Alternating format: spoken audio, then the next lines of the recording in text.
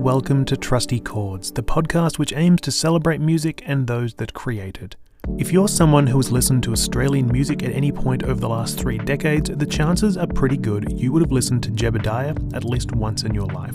If you haven't, I want you to pause this podcast and check them out right now. I'll wait right here. See, that was great, wasn't it? Anyway, back to the intro. Forming in Perth back in 1994, Jebediah were only teenagers when they got together. But soon enough, they were making music well beyond their years. Comprising Kevin Mitchell on guitar and vocals, his brother Brett on drums, Vanessa Thornton on bass, and Chris Damon on guitar, Jebediah saw some pretty quick successes. Within a year, the group were winning band competitions and performing alongside big names like the Beastie Boys, the Foo Fighters, and Sonic Youth. Following their 1996 EP Twitch, the group released their debut album, Slightly Odd Way. The record featured classic songs like Leaving Home, Jerks of Attention, Harpoon, Military Strongmen, and Teflon. Peaked at number 7 on the ARIA charts, nabbed them their second ARIA Award nomination, and in 2021, Rolling Stone Australia called it the 76th best Australian album of all time. Sure, I might have been the editor who put it at that number, but if the democratic process wasn't in play, it would likely have been a top 10 record. But with their name on the national map, the band kept on going, releasing further amazing albums like 1999's Of Someday Shambles, which peaked at number 2, 2002's self-titled effort, and 2004's Braxton Hicks, with classic tracks like Animal, Fall Down, Feet Touch the Ground, Nothing Lasts Forever, Please Leave, and Oh So Much More arriving during that period. In 2005, Jebediah took a bit of a break, with Kevin Mitchell taking the time to focus on his Bob Evans side project, which has since resulted in 6 albums and an ARIA Award for Best Adult Contemporary Album for 2006's Suburban Songbook album. In case you haven't guessed, Kev is a little bit of a musical genius. In 2011, Jebediah returned in full force, releasing their Kosciuszko album and receiving not only an ARIA nomination for Best Rock Album, but their 8th West Australian Music Industry Award for the single She's Like a Comet. Although they never stopped touring, no new music arrived from Jebediah until 2023, when the group announced the release of their long-awaited 6th album, Oix. Named for a slang term for uncouth folks that was lovingly bestowed upon them by UMI's Tim Rogers, the album's announcement coincided with their induction into the West Australian Music Industry Awards Hall of Fame. Today, Oix is out in the world, and it's been a long time coming for Jebediah fans. It's an exceptional record which sees them capturing that same sort of youthful energy they've been associated with since their earliest days. In case you can't tell by now, I'm a big fan of Jebediah, and this is an album you definitely need to hear. Once you're done giving Oix a spin, I invite you to give this episode of the Trusty Chords podcast a run, which sees me talking to Jebediah frontman Kevin Mitchell. The Trusty Chords segment took a brief turn and we ended up talking about another 5 albums rather than 5 songs, but hey, who can say no to that lovable rascal? Regardless, enjoy the chat with Kevin, and I'll see you at the end of the episode for some general housekeeping.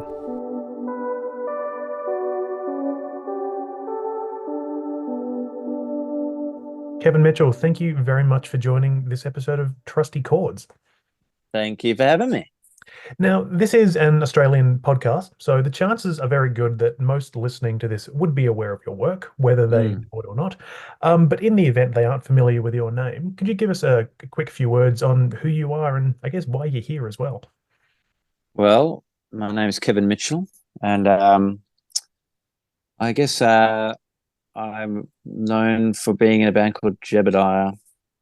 I also create solo work under the name Bob Evans. But I feel like I'm here today as Kevin Mitchell from Jebediah. I would say that's probably fair, especially because, as we talked in a few, Kevin Mitchell from Jebediah has a new album. Or I should say, Jebediah have a new album, thanks to Kevin Mitchell and the rest of the band. But as I touched on before, most Australian music fans of a certain age would likely know who you are. In fact, many of them probably sort of saw you grow up somewhat through your music.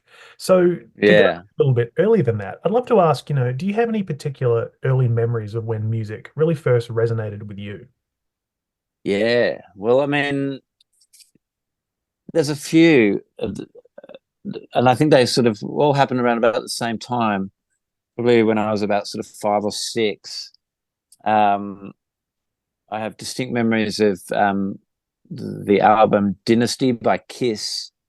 My older brother Brett, who's the drummer in Jebediah, had that on cassette tape, and we all had the Kiss. Me and my 2 brothers had Kiss masks, and I just have these early memories of the 3 of us, like with like these plastic kind of toy tennis rackets and a Kiss Mouse on, and Dynasty blasting on one of those little cassette decks, turning all the lights off in one of the bedrooms, pretending to put on a concert that usually lasted to maybe the second song on the record before it sort of disintegrated into something else. But yeah, just so that was probably my first kind of exposure to kind of a rock band. And also around that same time, I was really into a TV show called Fame, which was for people who are too young to remember it. It was a show based on the Juilliard School in New York.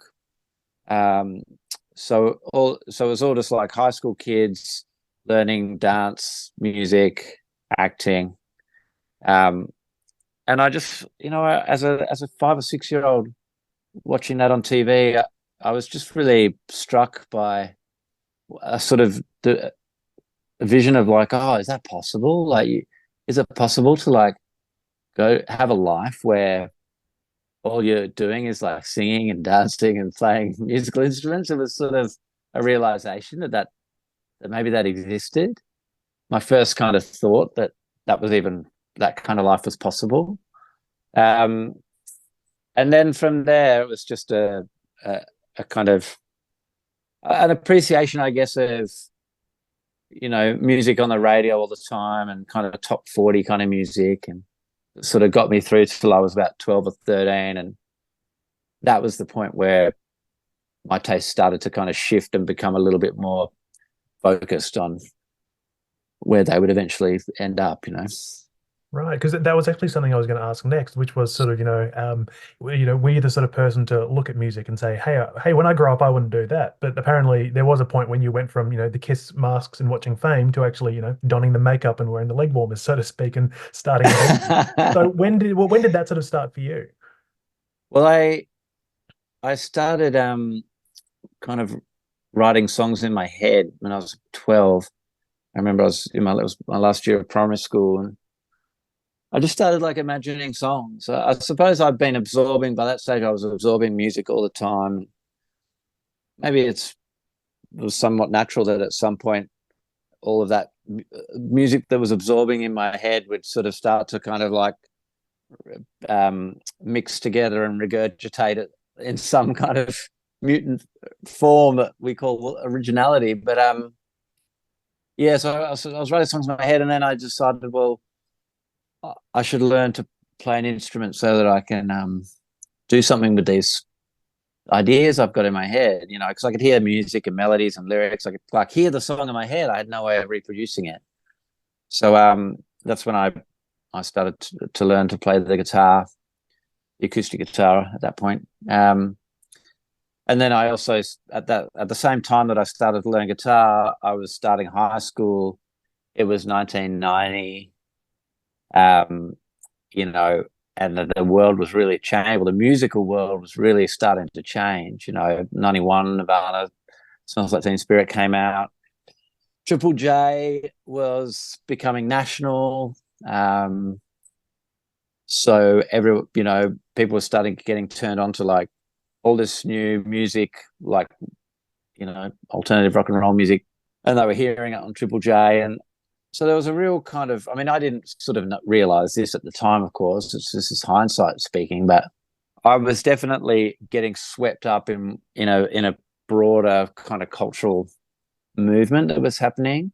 That was that had music at its core, I think, but obviously it influenced so much more than just music.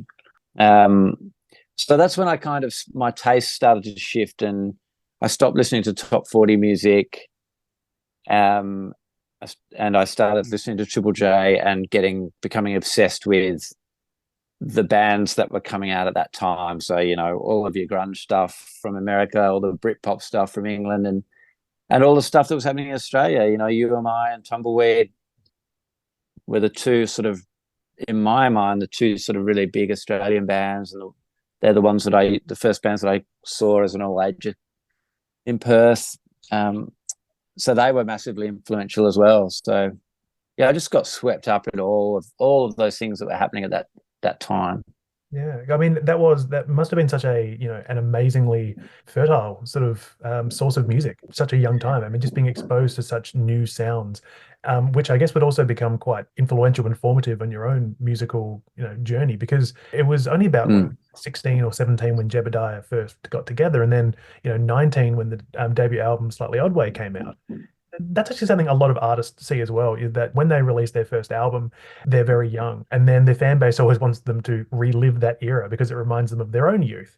So, for mm. you as a musician, how does that feel to sort of, I guess, be expected to remain eternally 19 or something in a sense? Like, is it nice to continuously make new music and occasionally revisit that youthful headspace, or is it sort of almost like being forced to relive a bit of? Yeah, it's funny, I wonder sometimes, I think like without meaning to, when Jebediah started out or first started to get noticed on a larger scale, we were all very young and, although, they were younger, Silverchair were younger than us, for example, but I don't know, it's like, it was almost like, felt like for us, like youth, maybe it was just because we fucked around so much on stage. Maybe it was the way we presented ourselves, obviously had a lot to do with this, but the idea of youth, it almost just became part of it's became so much a part of our image, like without us intending it to. We were just doing what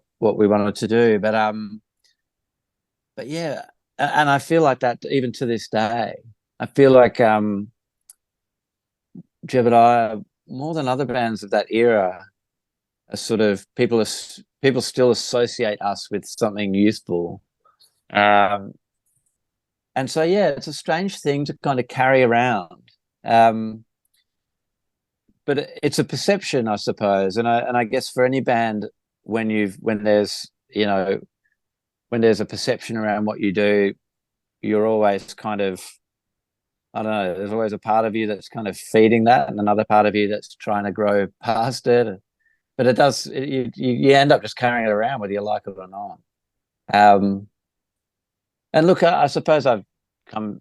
I mean, there were times where we kind of felt like we needed to try and sort of prove prove that we were, growing up or whatever. But it's funny, like ever since Slightly Odd Way came out in 1997, I shit you not, every single Jebediah record and and almost every Bob record as well, I would say, there's been at least one review of the album that said something along the lines of Kevin Mitchell's all grown up, like it happened in 99, then with the second Jebediah record, and then it happened in 2001 and then 2003. And honestly, like after 10 years of reviews saying, "Oh, he's all grown up," it's just like, hang on, at what point do we just accept that? Oh, yeah, yeah, he's grown up, and Much then more growing up when is can you that? do? That's right. When does that just become an established kind of idea?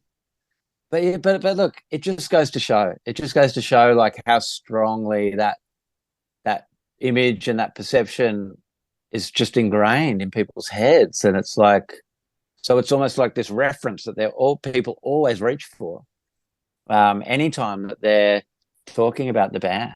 And look, there are worse things. I mean, at least they're not. I mean, I used to get cop a lot of shit for my voice, my singing, and that doesn't happen so much anymore. So it could be worse. That actually serves as a nice little segue to what I was going to say next, because you talk about sort of always being pigeonholed as like a youthful band, and I feel like that could also be why Mm. it felt a little bit jarring when I would see Bob Evans showing up on social media and he's drinking a glass of red wine.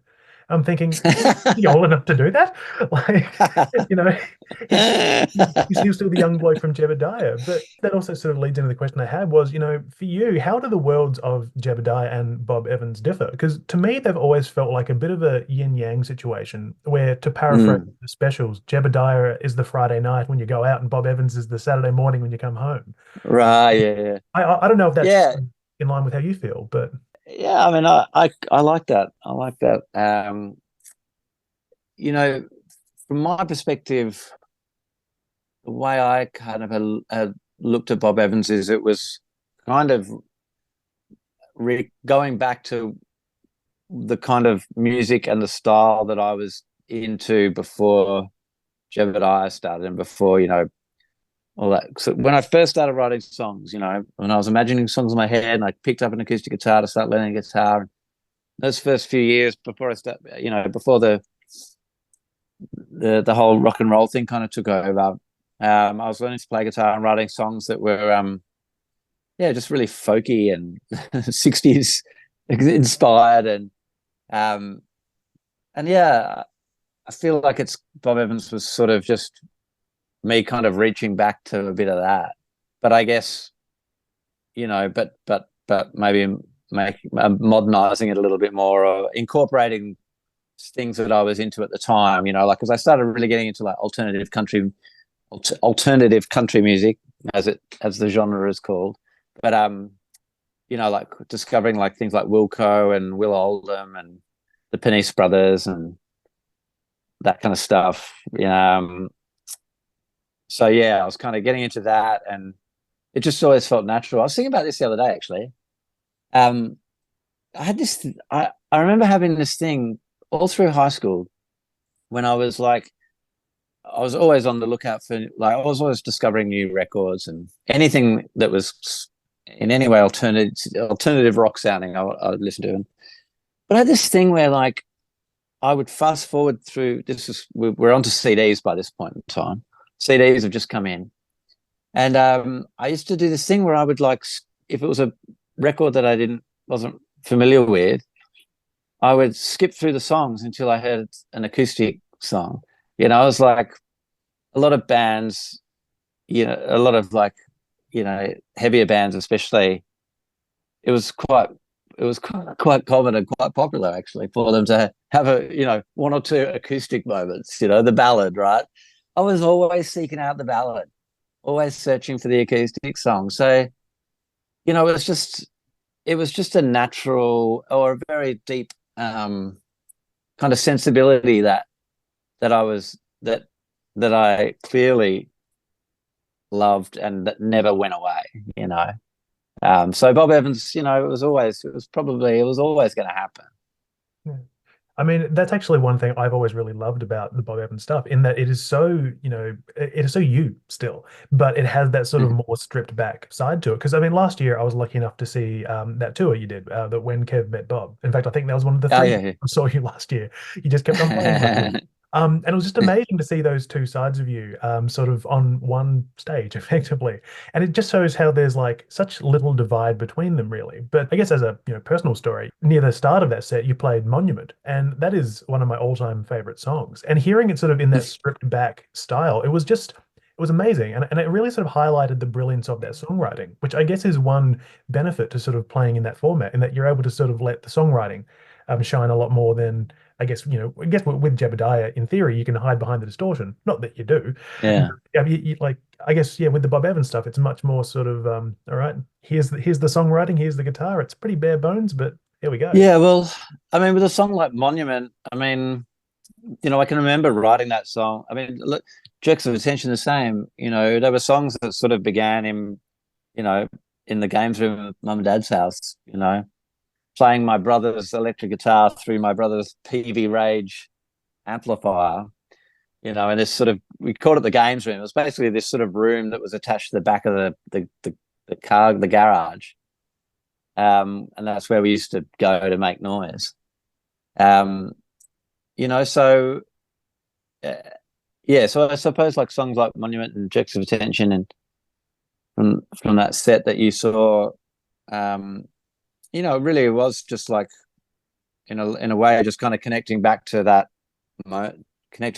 sort of moment where those songs first existed in the world, before they kind of became Jebediah songs. I mean, they were always kind of Jebediah songs in a way, but yeah, some of those songs, their first seeds were grown in that, at Mum and Dad's house, in that games room. And yeah, I can see, and I still remember those moments, particularly with Jerks of Attention. I can still remember the first time I putting those chords together and singing that melody, and it's just like, it's still part of my memory. Actually, speaking of memories and speaking of jerks of attention, a theory that I've always had, and correct me if I'm wrong here, because the lyrics obviously mention Arches of Loaf. Now, musically, that is, I think that's very close to Web in Front. So, was there a lot of, I guess, influence from that song, perhaps? I mean, this is just Of always a theory course, I've yeah, had. yeah, Yes. absolutely, absolutely. I mean, discovering Arches of Loaf was changed my life. I mean, which I don't think is an exaggeration. It was really life changing. But by that stage, I already I discovered Nirvana, and but when I discovered Arches of Loaf, it was the first time that I'd heard music um that was technic like it sounded like things were slightly out of tune, and it was my first kind of realization that you could make things that were kind of went against the grain a little bit, or but technically incorrect, sound really, really great. I'd never really heard that before like that. I know, obviously went on to sort of discover that there was a whole scene of bands in America, all, and then Pavement and all that kind of stuff. There were so many bands, I guess they kind of got put in that sort of slacker, stoner kind of college rock thing, but there were loads of bands doing it. And then obviously Archers also had that sort of aggressive, punky thing that I had already loved. Um, and the other magical thing about Archers of Loaf for me was that not everyone knew who they were. I mean, I don't think they even got played on Triple J. I can remember Jebs doing this show once. We were touring. We were playing at the Corner, so we must have started getting a bit of an audience. And a record company rep from the people who distributed the Alias label, which is Archers of Loaf was on. I can't remember who she was from. It might have been through Mushroom or something. I can't remember. But anyway, she was the rep that put out those records here, and she came along to the gig and she gave us a bunch of like stuff from that label, from the Alias label, because she knew that we were big Archers of Loaf fans. And when she told us how many copies of their albums got sold in Australia, we couldn't believe that it was so small. We couldn't believe that like this band sold so few albums. But then they also have that kind of cultish quality where like they may not have sold a lot of records, but a lot more people kind of not talk about them or have been influenced by them. But and also too, a big part of it for me as well was that I was introduced to that band through Vanessa and Chris, and they were kind of one of the bands, them and Stone Roses were the other one, of course, that kind of soundtracked the sort of friendship group becoming. We'd known each other all through high school, but that music was the soundtrack of those very early years, just before Jebediah formed, where our friendship was starting to really solidify and become very unique and separate, and from my a lot of previous friends and stuff. So they just not only had a very profound kind of influence musically, but they also sort of represented a time in life where I was really starting to discover what I wanted to do. And yeah, Ness was the kind of conduit for a lot of that stuff. She was the one who introduced me and Chris to so much stuff. She introduced me to Blur, who are probably to this day maybe one of my favorite bands of all time. Because she was a massive Anglophile. She loved all the English stuff. And as well as all the Australian bands as well. So she's a couple of years older than me and Chris. So she used to feed us all this music, and we, it was such a massive education for us. And of course, not to sort of focus too heavily on Archers of Loaf still, but there is also that the parallel of you having a solo career, and then Eric Bachman from Archers of Loaf had his solo career as Eric Bachman, and he played in Crooked Fingers as well, sort of showing the coin. It's quite I guess fortuitous. Well, not so much fortuitous, I guess, but it's an interesting parallel, I guess. I mean, but it's like, I was really influenced by Tim Rogers from UMI. UMI were my favorite Australian band, and and his first solo record, just again one of my favorite albums ever. And I took a lot of inspiration from that as well. I just thought, oh, okay, well, um, he's kind of stepped aside for a second from this, rock band, and he's made something more sort of organic sounding and full of violins. It had a sort of kind of this really old world sort of charm to it, that record. But it was still so quintessentially Tim. It was his lyrics and his personality were all over it. So that was very influential as well. So, I think that it's not hard to find bands of that era where the singers made solo records that have perhaps, that are perhaps kind of doing something a bit quieter or less kind of in your face, Yeah. And you listen to and when you listen to, I mean, like You Am I, for example, those first two records, there's like solo Tim songs on each one, Ordinary and Hand Washer, I think are the names of the songs. So you sort of see, you get an indication from those songs, so it's always there. And the same with Actual Love, even that first Actual Love record, there's, there are quieter moments where you can hear, where the future of that solo stuff is coming from. Yeah. And obviously, we will touch again on some of the the formative influences again in a sec. But I do have one last hard hitting question for you, which does relate to the new album, because Jebediah had an album back in 2011. Kosciuszko came 7 years after a gap between records. Now you've got Oix, which comes after 13 years. So obviously, full transparency for anyone listening, we've chatted about this album already, given that I wrote the bio for the record last year. So I've listened to it quite and to me, the underlying vibe of the record is that it's basically Jeb's in its purest form. Like you've said in the past how, the band didn't have any deadlines, any particular expectations from being in the studio. It was just all about creating for the sake of creating. So to me, this album sort of feels a little bit full circle in a sense. It sort of feels a lot like how you guys would have created Slightly Odd Way, in the sense that it's about the love of music rather than to sort of appease any expectations. Now, am I rambling or am I in the right ballpark there?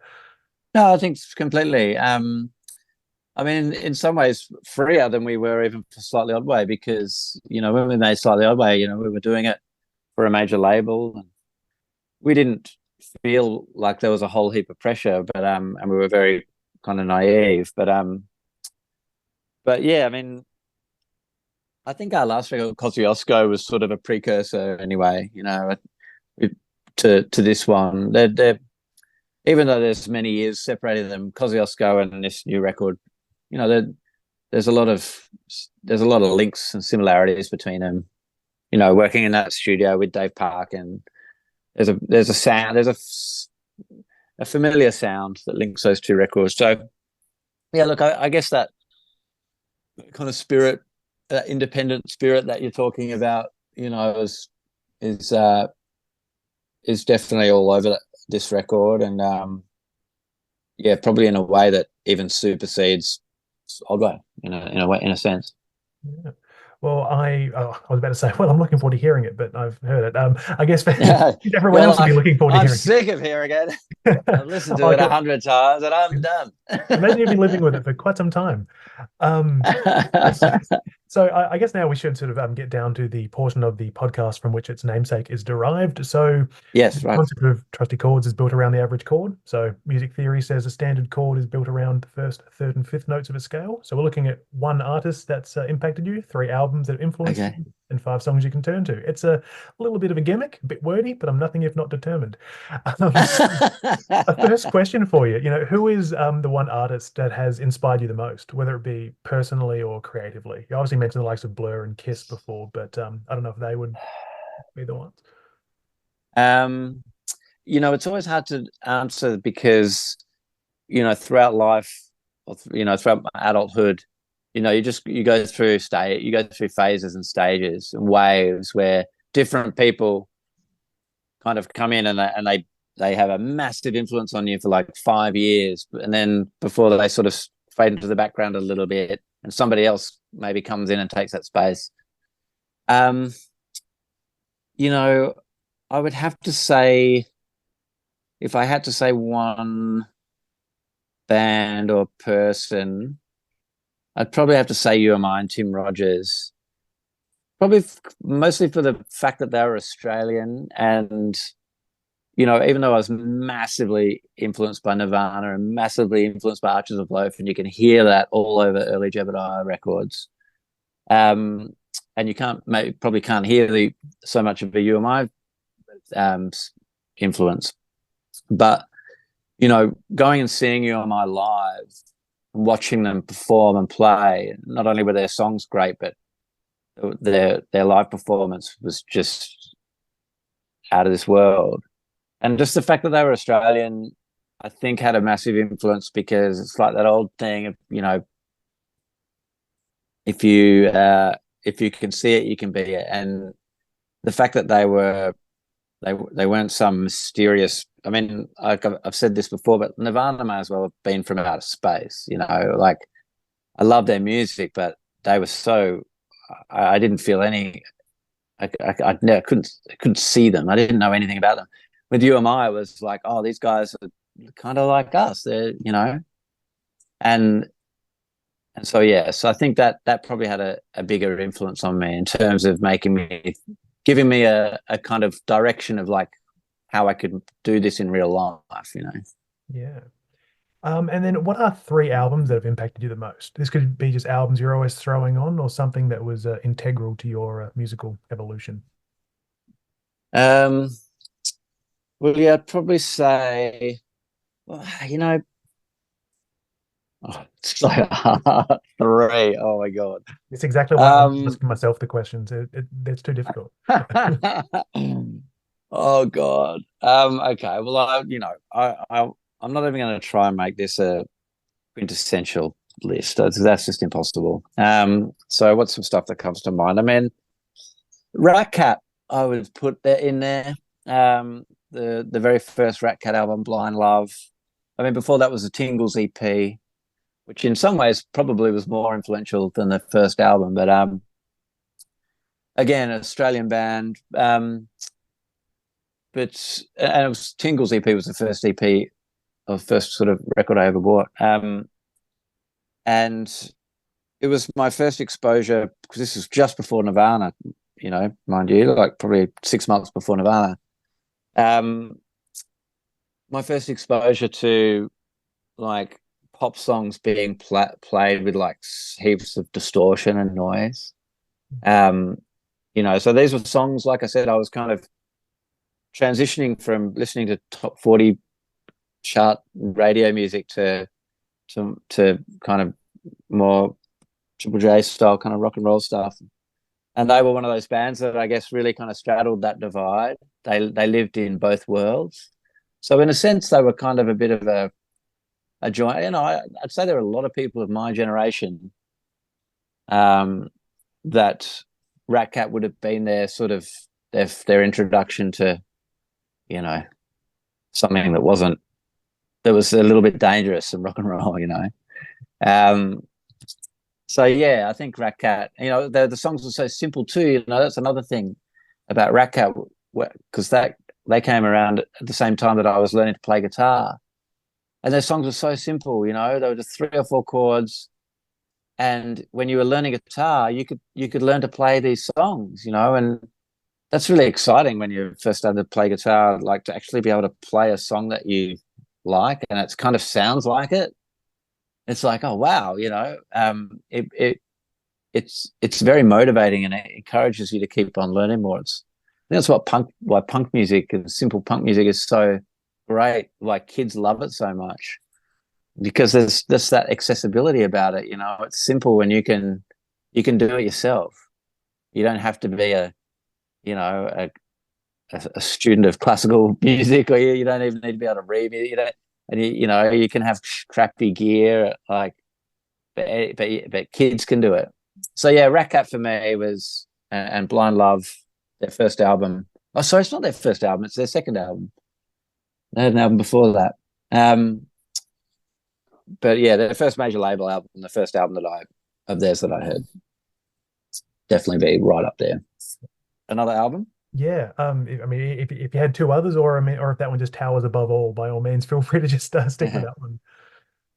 Um, I'm trying, the Beatles have been a massive influence, and so it's very hard choosing one of their records because, but probably I would maybe say um,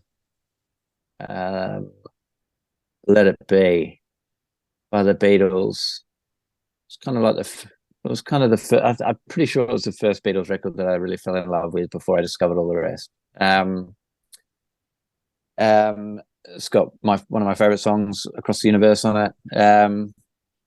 And yeah, I suppose thinking more about the Bob Evans thing, um, my sort of my discovery of the Beatles in terms of like falling and becoming obsessed with them. Obviously I knew who they were, but my obsession with the Beatles kind of happened around about the same time that I started doing Bob Evans stuff. Um, so they had a massive influence. And like today, something more recent. I mean, a band that's just continues to. The last one I'm going to say is Blur, and I'm going to choose Park Life, just because their influence on me has endured far longer than Nirvana or Archers of Loaf or UMI. Um, sorry, no disrespect to UMI, but yeah, my love of all things Damon Albarn has just really endured. If anything, it's stronger now than it was in the 90s. My love of Blur, I love their more recent stuff as much as their older stuff. And for me, they've just really survived in my mind, in my imagination. Their music has really survived. It's still a huge inspiration to me to this day. So not many other bands have consistently inspired me for decades like they have. Oh yeah, I mean, Damon Albarn is just an absolute musical genius. He continues to adapt all the time. He's unstoppable. Yeah, yeah. I'm just a massive fan, and and I suppose I see the fact that where he stepped away, sort of stepped aside from Blur, like I stepped aside from Jebediah, obviously to make music that was very, very different. But I think the essence is kind of the same. Mm. You know, it was that thing of like exploring in a really playful way stuff that you just didn't feel that you were able to do with your band. And that sort of home recording thing, I mean, I wasn't producing the music that eventually people would hear, but it was doing the Bob Evans stuff was when I first started doing home recording. I'd never really done it before that.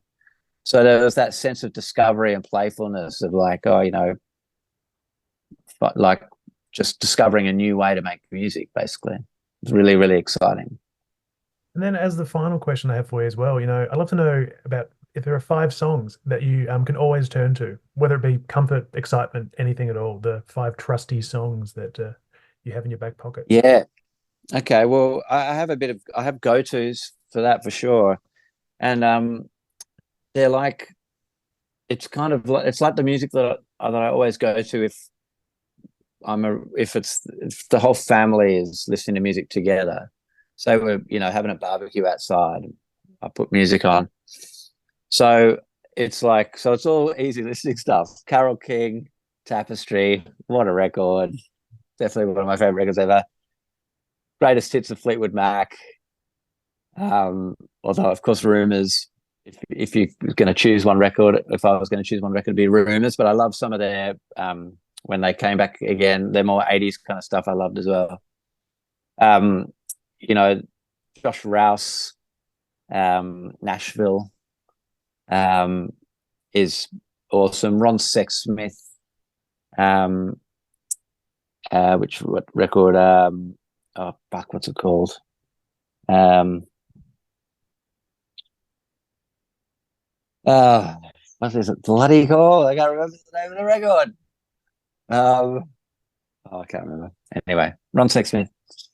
Um, and then the fifth one, maybe like Wilco. I really like Summer Teeth.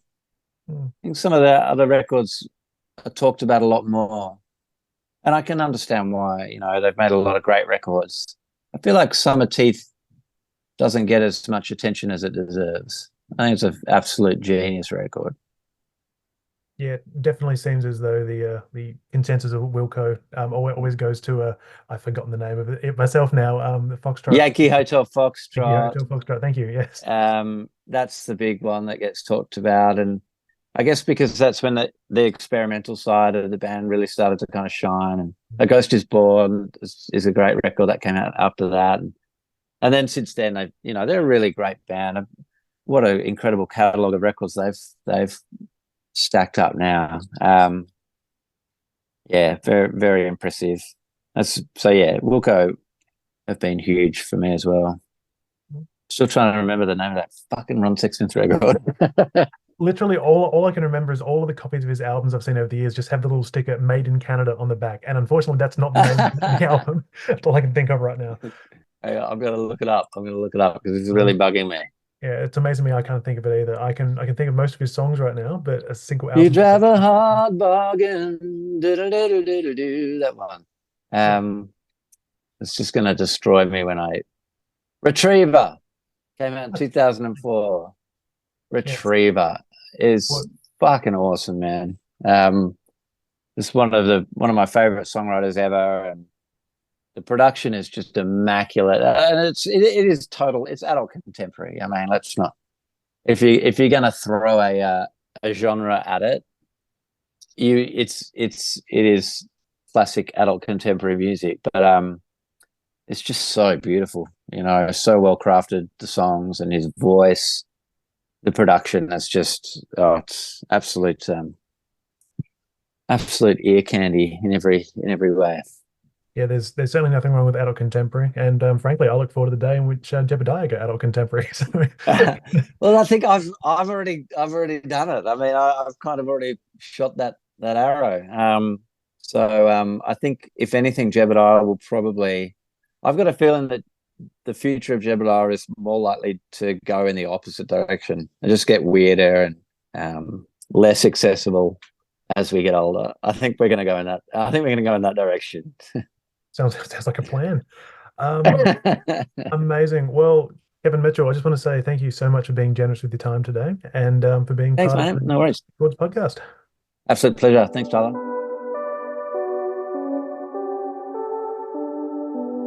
Thank you for listening to Trusty Chords. If you enjoyed this episode, I'd appreciate it greatly if you're able to like, follow, share, and review this podcast on your preferred platform of choice. I'm not expecting glowing reviews, of course, but this is all the sort of thing that helps to increase the reach of this podcast. I also need to thank everyone who sent through messages of support after the launch of the podcast last week. It's incredibly validating to receive such positive reinforcement from you all. I'll admit the idea of a journalist entering the world of podcasting isn't exactly a groundbreaking concept, so I entirely appreciate you taking the time to give this little podcast a listen. If you're eager to follow along on social media, you can find me on all the main channels, Instagram, Facebook, and the platform formerly known as Twitter, at Trusty Chords Podcast, all one word. There's also the Spotify playlist where you'll be able to find the 5 songs picked as part of the Trusty Chords segment. It's called Trusty Chords, The Songs, and it does what it says on the tin. This week it's a little different due to our deviation from the format, so I've gone and picked the 5 songs from those albums myself. Finally, I also need to thank Kevin Mitchell for being generous with his time, and of course the ever wonderful folks at On The Map PR for helping set this conversation up. But once again, thank you kindly for listening, and I hope to see you all again next week as I continue to celebrate music and those that create it.